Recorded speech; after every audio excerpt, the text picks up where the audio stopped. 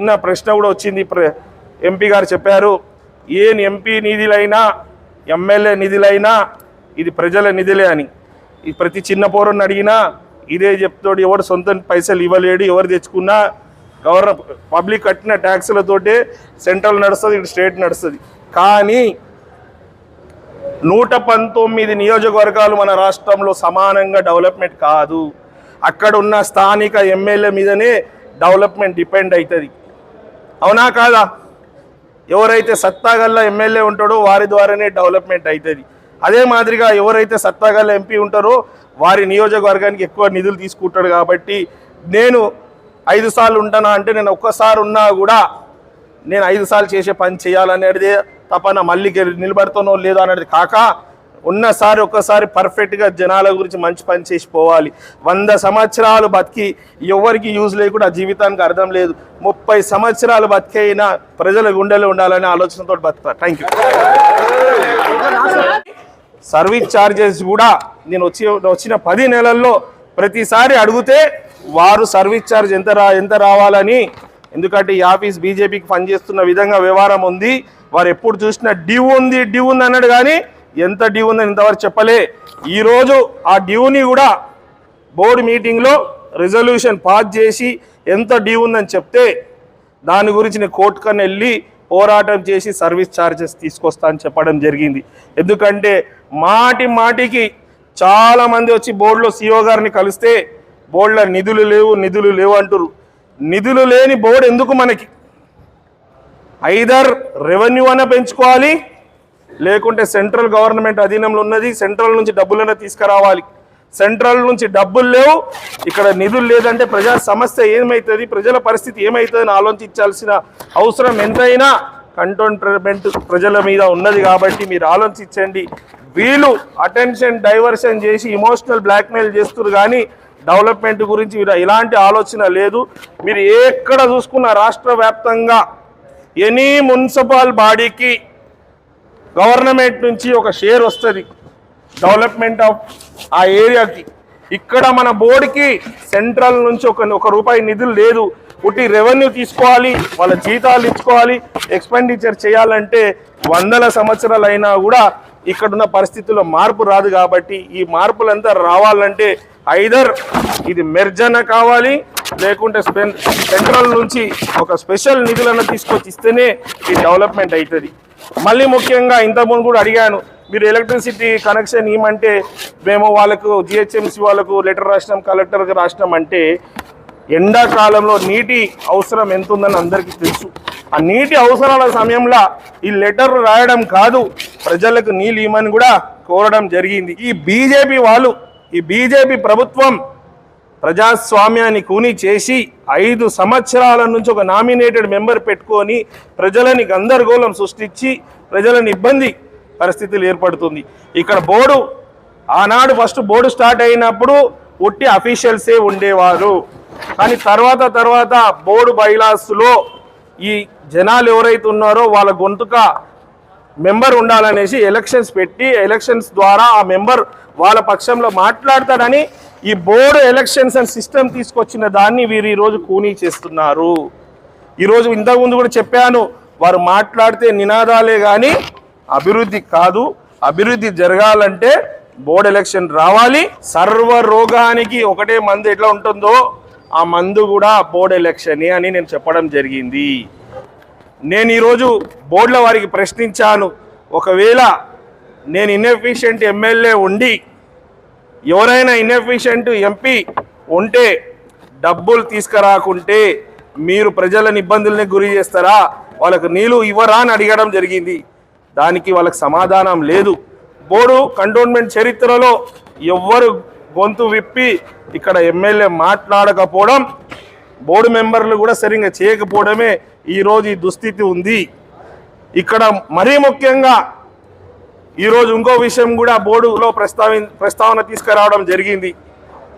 దానికి మొదలుగా మన ఎంపీ మల్కాజ్గిరి ఎంపీ ఈటెల రాజేందర్ గారు మన బోర్డులో ఏదైతే ఎజెండా పెడతారో అవసరమైన దానికి మీరు ప్రయారిటీస్ తీసుకొచ్చి అందరితో సంప్రదింపులు జరపాలని చెప్పడం జరిగింది.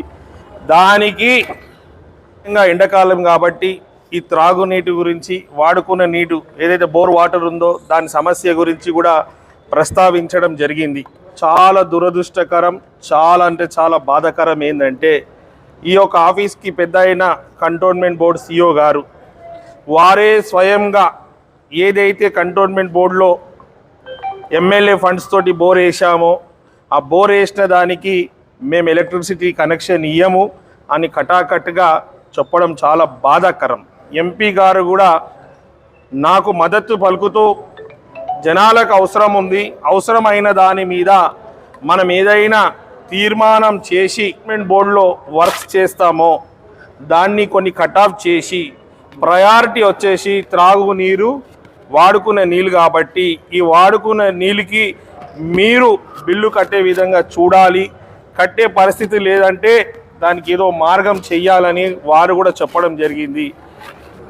చాలా దురదృష్టకరం ఏంటంటే ఇది ఎమ్మెల్యే ఫండ్స్ వేసింది కాబట్టి మేము ఇవ్వమంటే యావత్ కంటోన్మెంట్ ప్రజలకి మీడియా ద్వారా విజ్ఞప్తి చేస్తున్నా, మన కంటోన్మెంట్ బోర్డులో 8 వార్డులు వస్తుంది. 8 మంది వార్డులకి సివిక్ ఎమ్యూనిటీస్ ప్రొవైడ్ చేయాల్సిన బాధ్యత ఈ కంటోన్మెంట్ బోర్డుదే. ఎట్లయితే జిహెచ్ఎంసీ లిమిట్స్లో మున్సిపల్ ఆఫీసులు ఉంటాయో ఇక్కడ మనకు మున్సిపల్ ఆఫీస్ ఇదే కాబట్టి ఇక్కడి నుంచే బిల్డింగ్ పర్మిషన్స్ కావచ్చు, రోడ్లు కావచ్చు, సేవరేజులు కావచ్చు, నీళ్లు సదుపాయాలు కల్పించాల్సిన బాధ్యత వీరిదే.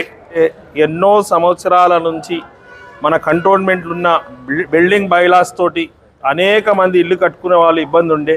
ఇప్పుడు దీంట్లో కొంచెం వారికి రిలీఫ్ ఉండేందుకు ఈ నిర్ణయం తీసుకున్న వారికి నేను కూడా పార్టిసిపేట్ అయ్యి దాని గురించి వారికి విజ్ఞప్తి చేయడంతో ఈరోజు పాస్ అయినందుకు వారికి ధన్యవాదాలు తెలుపుతూ, మరీ ముఖ్యంగా మీ అందరికీ తెలుసు కంటోన్మెంట్ ప్రజల ఆశీర్వాదంతో ఎమ్మెల్యే అయిన తర్వాత కంటోన్మెంట్ ప్రజలు ఎవరైతే డిఫెన్స్ ల్యాండ్లో, ఎవరైతే ఏవియేషన్ ల్యాండ్స్లో ఉన్నారో వారి సమస్యలు అసెంబ్లీలో ప్రస్తావించడం జరిగింది.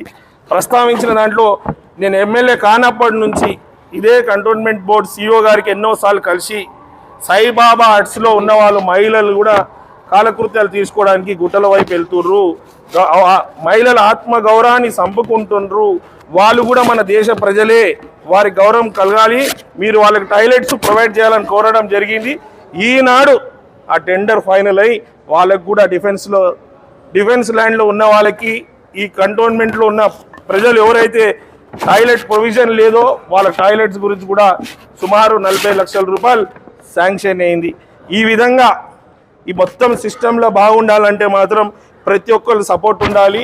మరి ముఖ్యంగా ఫైనల్గా ఒక విషయం చెప్పగలుగుతున్నా, 2 విషయాలు ఫైనల్గా. ఒకటి ఏంటంటే గతంలో దయచేసి మళ్ళొకసారి నా కంటోన్మెంట్ ప్రజలకి ఇక్కడ ఉన్న లీడర్లకంతా విజ్ఞప్తి చేస్తున్నా, గతంలో ఇది బోర్డు, ఇది సెంట్రల్ అధీనంలో ఉంటుంది అనేసి సాకులు చెప్పుకొని లీడర్లు పబ్బం గట్టుకురు కానీ ఏనాడు ఇంట్రెస్ట్ తీసుకోలే. బోర్డు మెంబర్లు తప్పు చేసి ఆనాడు అక్కడ గాంధీ కమిటీ హాల్ ఉంటే లాల్ బజార్లో దాన్ని బోర్డులో మీటింగ్లో రిజల్యూషన్ పాస్ చేసి దాన్ని డంప్ యార్డ్ చేసినందుకు ఎంతోమంది పేద ప్రజలు ఫంక్షన్స్ చేసుకోవాలంటే ఆ ఫంక్షన్ హాల్ అందుబాటులో ఉండే తక్కువ ఖర్చులో ఈరోజు ఆ స్థానికులంతా ఫంక్షన్స్ చేసుకోవాలంటే వేరే ప్రైవేట్ ఫంక్షన్ హాల్స్కి పోయి ఎంతో భారమై ఫంక్షన్ రోజు సంతోషం ఉంటూ మిగతా రోజు బాధపడుతున్న పరిస్థితి. ఆ పరిస్థితికి కారణం ఆనాడు బోర్డులో ఉన్న బోర్డు మెంబర్స్ అందరూ బోర్డు మీటింగ్లో రిజల్యూషన్ పాస్ చేసింది. అప్పుడు స్థానికంగా ఉన్న ఎమ్మెల్యే ఏమన్నాడు, ఇది నాకు సంబంధం లేదు, బోర్డు మెంబర్స్ తీసుకున్న నిర్ణయము వాళ్ళు అది ఇదని చెప్పిండు. మీకు కూడా ఆఫ్ ది రికార్డ్. అదే కాకుండా సివిల్ ఏవియేషన్ ల్యాండ్, డిఫెన్స్ ల్యాండ్లో ఉన్న వాళ్ళకు కూడా ఓట్ రైటు తీసేయాలని ఇదే బోర్డు మెంబర్స్ ప్రజల నుంచి గెలిచిన వాళ్ళు ఇక్కడ బోర్డు మీటింగ్లో ఆ ఓటు హక్కు తొలగించారు. ఇలా జరుగుతున్న దానికి పరిష్కారం జరగాలంటే ప్రజల నుంచి గెలుపొందిన మేము ఎమ్మెల్యే, ఎంపీకి కూడా ఓటింగ్ రైట్స్ కూడా ఉంటే ఇట్లా వేరే మాది నెట్టి చౌద్యం చూసే పరిస్థితి ఉండదు. ఆ బాధ్యత మా పైన కూడా ఉంటుంది కాబట్టి ఎమ్మెల్యే, ఎంపీకి కూడా ఓటింగ్ రైట్స్ ఇవ్వాలని కోరడం జరిగింది. ఇక ఫైనల్గా వస్తే గతంలో కాంగ్రెస్ హయాంలో జైకా ప్రాజెక్ట్స్ ద్వారా ఈ నాలాల గురించి, ఈ సేవరేజ్ లైన్ల గురించి, స్టామ్ వాటర్ గురించి ఏదైతే ప్రాజెక్ట్ ఉండేనో ఆ సగంలో ఆగిపోయి అది యూస్ఫుల్గా లేని పరిస్థితి. దానికి కూడా ఒక నిధులు కేటాయించి దాన్ని చేస్తా అన్నారు. దీన్ని అడావుడి చేసి చేయకండి. మా ప్రజాప్రతినిధులను కూడా ఇన్వాల్వ్మెంట్ చేసి, అధికారులను కూడా ఇన్వాల్వ్మెంట్ చేసి, కొంతమంది ప్రజలను కూడా ఇన్వాల్వ్మెంట్ చేసి ఈ సమస్యని, ఈ నిధులని శాశ్వతంగా పరిష్కారం చేయాలని కోరాను.